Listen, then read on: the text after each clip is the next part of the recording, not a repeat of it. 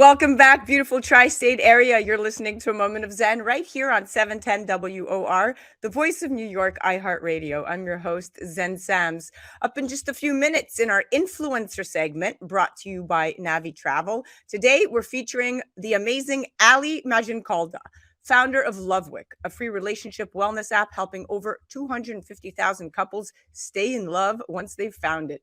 Inspired by hundreds of interviews with diverse couples and dozens of research papers, Lovewick boasts the internet's largest library of fun couples questions, fresh date ideas, and research-inspired relationship tips.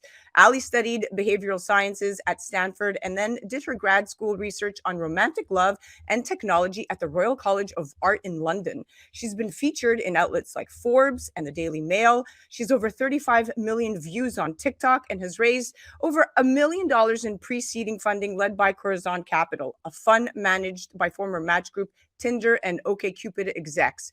Today, we're chatting about how to stay together happily ever after, tips and tricks to keep it sexy and fun, and how complimenting freely can work wonders for your relationship. Welcoming now to the show is the amazing Ali Maggioncalda, founder of Lovewick. Thank you so much. I'm so happy to be here. So excited. Okay, let's dive right in. So, Yeah. Lovewick, I've done a lot of research on you. Isn't couples therapy? And it isn't just for fun. It's a couples app that truly helps couples learn about each other and share new experiences. And this is really rooted in insights from academics and therapists and real couples. What was the inspiration behind this amazing app? How long has Lovewick been in the market, and how many couples are currently using it? Yeah, thank you. Honestly, it comes from a very personal pain point. I was in a 3-year relationship with my college sweetheart. We were 25 years old. We were kind of trying to figure out, is this our forever person before both going away to grad school? Because long distance is a haul for a lot of people. And ultimately, through these open-ended question cards that my therapist gave me, we started having conversations about, do we want to raise our children with religion? What's our ideal vision of retirement? And we decided we're going to be better friends than lifelong partners. So I moved to London and was in the dating app scene for the first time. And I think I went on 150 first dates in 3 years. Wow. And there were beautiful moments, there were ghosting, awful moments, but really this it struck me, why are there so many apps to find a date? And there was like nothing to help me cultivate my relationship with my partner other than therapy. And so I turned it into my dissertation topic. I started exploring it in my final projects at grad school. And by the time I graduated, I was just like very deep into this topic and couldn't imagine a better job, to be quite honest. It's fantastic. I mean, and when you look at it, right, society is set up to satisfy business interests, not family interests. And there are all these forces against couples and families, and they don't even have any organization to really protect them. They don't have allies like a union or a party. They have to figure it out literally by themselves. So I'm glad now we got you. We got Lovewick. Thank you. So my wifely advice, although I have to admit I don't always practice what I preach, typically I say there's three things on the lower level of the priority chart that I say are critical in any relationship. It's caring, fondness, and admiration. I mean, these are essential for building the friendship, important factor of the house's foundation. Yeah, But I mean, at the end of the day, it takes a lot of work, and you need to have some fun with it. So your app is absolutely. incredible. Now, I saw a fun TikTok you did saying not to put too much pressure on your relationship by having your partner be your only support system, and that having a variety of people you can lean on is linked to lower rates of breakups and higher well-being. Tell me more. Yeah, I mean, it's very natural for our partners to become our best friends and the place we go for support and telling our secrets to. But making that the only person you're investing in is actually, it puts too much pressure on your relationship such that it is associated with higher rates of breakups and divorce later on. And so, if at all, you can manage spending lots of quality time together and, of course, sharing your inner world with them, but continuing to invest in your friendships and family relationships, just a handful. It doesn't need to be you're friends with everybody and you're going out all the time, but it really, really just, yeah, takes some pressure off of that primary relationship with your partner, whether or not you're really aware of it.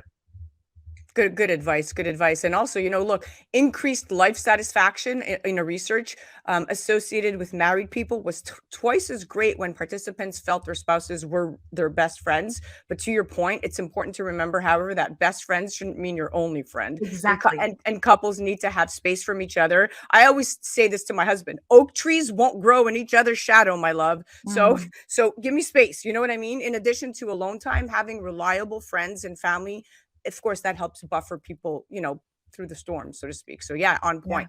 All right. Another great piece of advice: you say compliment freely.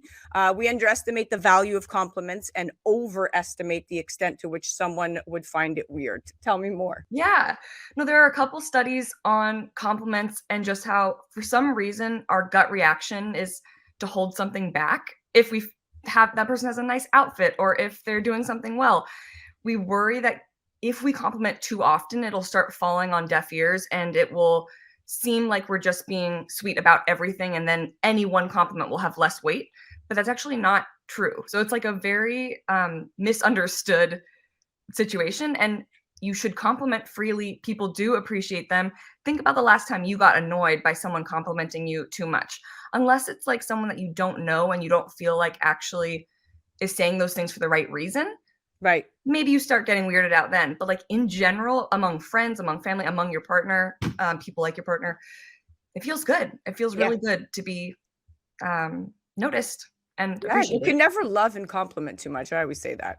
Yeah. And consistency and empathy are central in true partnerships. If your partner asks for a hug after a rough day, and half the time you're happy to do it, but sometimes you snap at them because you're busy, for example, well, they're going to learn that they can only count on you, 85% of the time, not 100. And attachment injuries, what they call, occur in children when caregivers are inconsistent or sporadic, but Mm. attachment injuries could actually happen in married couples as well. So it's all interconnected. Now, you say commit 1.5 hours a week to a shared activity with some element of excitement. It Mm. impacts relationship satisfaction even months later, and it's tied to greater desire. Yeah. Yeah.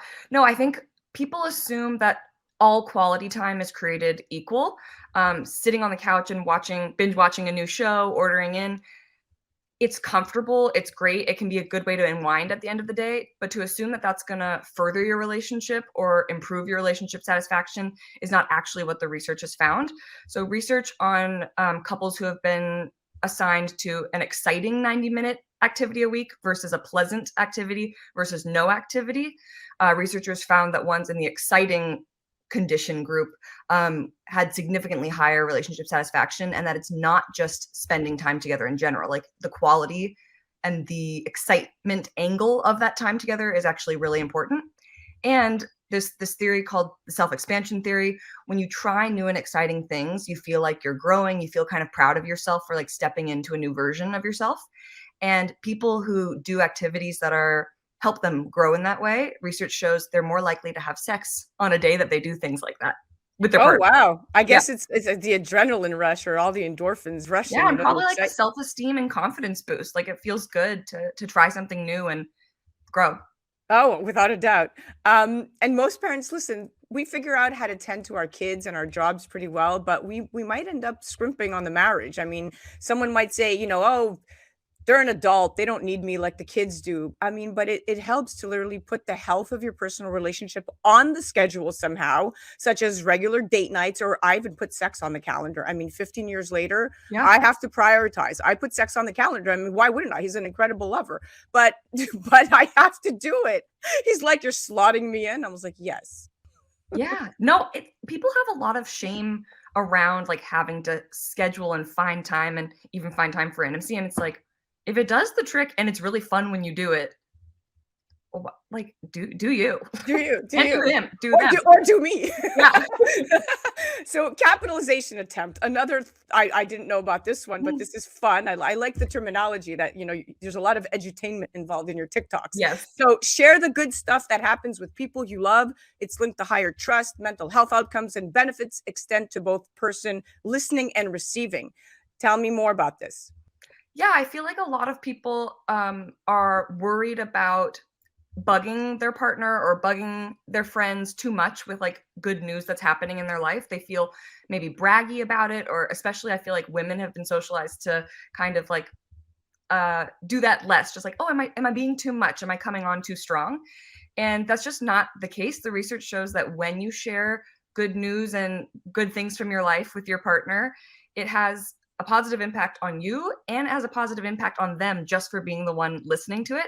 Probably because like they feel important, like an important person in your life, that you would want to share that news with them.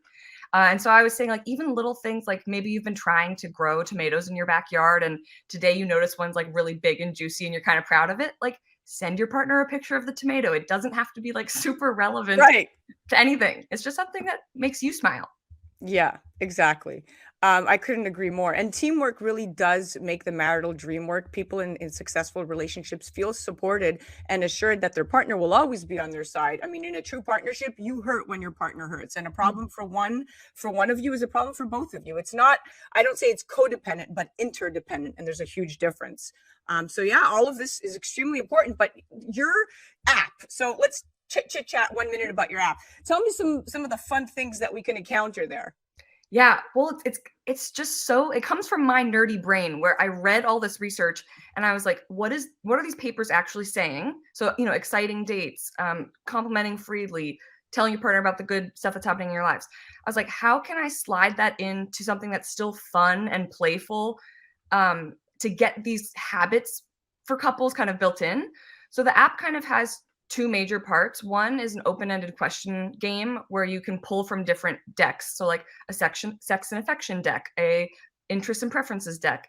And when you pull up a card, there's a question like, what was your favorite way to play as a kid? And they're meant to be open-ended questions that help you learn something about your partner that maybe you've forgotten or never learned in the first place, to see them in a new light. And you put the phone down and you have that conversation in real time. So it's kind of using screen time to get people off their phones a little bit and then come back. And if you want to take notes about how the conversation you went, you can, but then you mark it as played. And every so often it unlocks an activity or a date idea related to that conversation. So maybe related to that would be build a fort in the living room.